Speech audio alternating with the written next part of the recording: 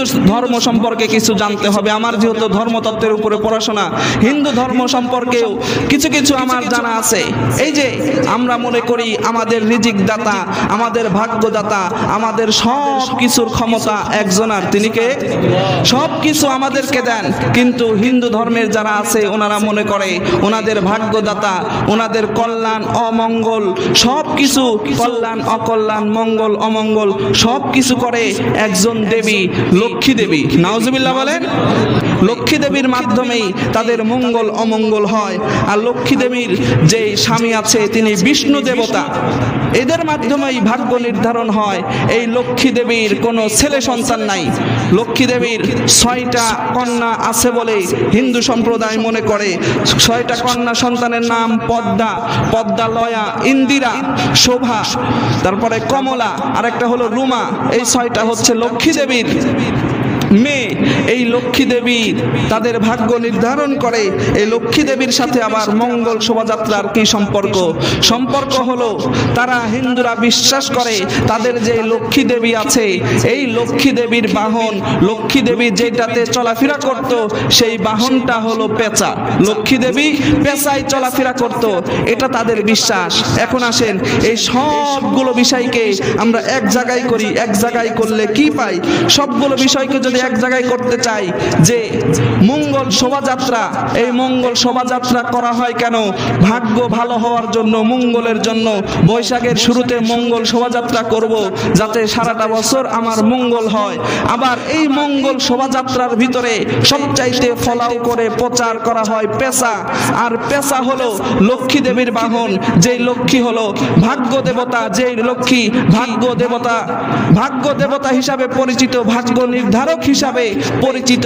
মঙ্গল করার জন্য, ভাগ্য নির্ধারণ করার জন্য সেই শোভাযাত্রার ভিতরে পেঁচা আছে, আবার লক্ষ্মীও আছে। এখান থেকে তাদের বিশ্বাস যে এই পেঁচা আছে, পেঁচা আমরা ফাঁকা রেখেছি, এই পেঁচার উপরে লক্ষ্মী দেবতা এসে বসবে। আগামী পয়লা বৈশাখে আমরা যে শোভাযাত্রা করছি, মঙ্গল শোভাযাত্রা, পয়লা বৈশাখে শোভাযাত্রা করছি, যে ফাঁকা পেঁচা আছে, পেঁচার উপরে লক্ষ্মী দেবী এসে বসবে এবং আগামী বছরের ভাগ্য নির্ধারণ করে দিবে। নাউজুবিল্লাহ বলেন, আরো জোরে বলেন। এটা হলো তাদের ভিতরের। এই গোমরগুলো ফাঁস করে দিলেই হুজুরদের দোষ হয়ে যায়। মনে করে হুজুররা এগুলো বুঝে না, আপনাদেরকে জানানো, আপনারা আমার মুসল্লি, আমার উপরে দায়িত্ব, ঠিক কিনা? পয়লা বৈশাখের দিন যেই মঙ্গল শোভাযাত্রা হয়, এই শোভাযাত্রার গোমর হলো এটা। তারা মনে করে যে আমরা যে পেঁচা আছে, এই লক্ষ্মী দেবীর বাহন, এই পেঁচার উপরে লক্ষ্মী দেবী আসবে, আমাদের ভাগ্য নির্ধারণ করবে।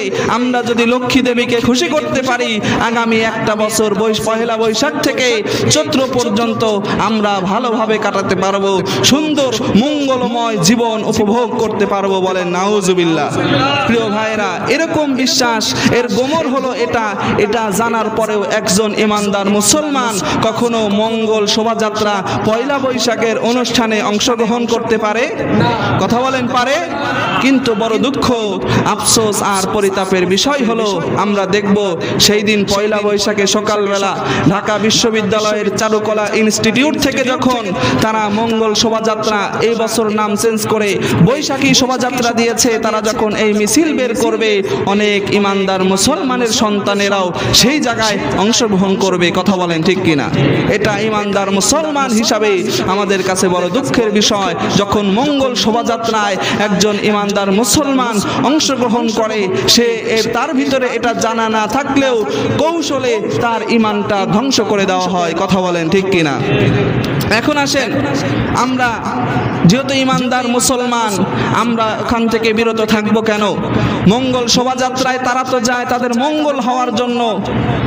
আমরা আমাদের মঙ্গল তাহলে কি হবে? তারা মনে করে তাদের মঙ্গল হবে। আমি বলি ভাই, আমাদের মঙ্গলের জন্য কোনো মঙ্গল শোভাযাত্রায় যেতে হবে না, কোনো কল্যাণময় শোভাযাত্রায় যেতে হবে না। আমাদের মঙ্গল, ভালো মন্দ সব কিছু একজনা করেন, তিনি আল্লাহ রাব্বুল আলামিন। বলেন ইল্লা মা শা আল্লাহ,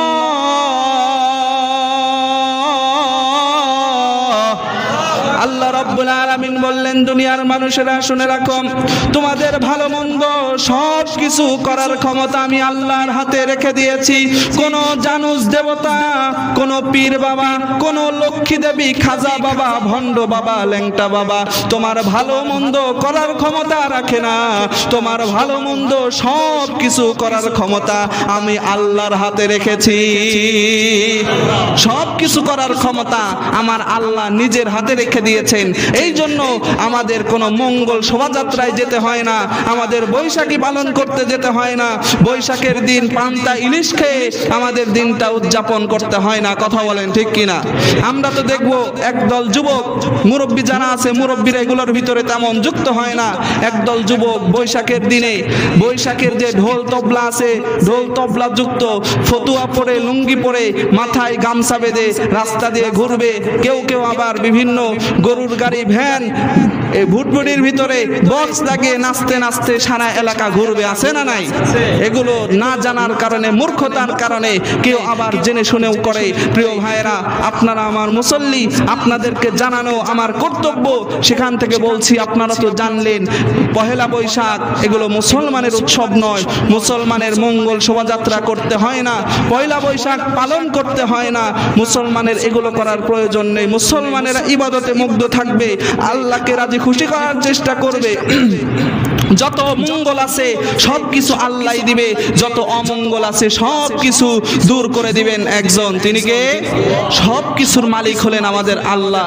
এই জন্য প্রিয় ভাইয়েরা, সামনে যেহেতু আগামী মঙ্গলবারে পহেলা বৈশাখ, আপনাদেরকে সতর্ক করছি, নিজেরা সতর্ক হয়ে যান। আমি যে এখানে বললাম, এখান থেকে হয়তো সবাই জানবেন, এলাকার ভিতরে অনেক মুসল্লি আছে, সবাই তো আর মসজিদে আসে নাই বা আসবেও না, এই মিডিয়ার মাধ্যমে সবার কাছে যাবে না। আপনারা আছেন এখানে, যে মানুষগুলো আছেন, আপনারা চেষ্টা করবেন নিজের সন্তান, নিজের ভাই, নিজের বোনদেরকে বোঝানোর যে পয়লা বৈশাখ পালন করবে না, পয়লা বৈশাখে কোনো অনুষ্ঠান করবে না।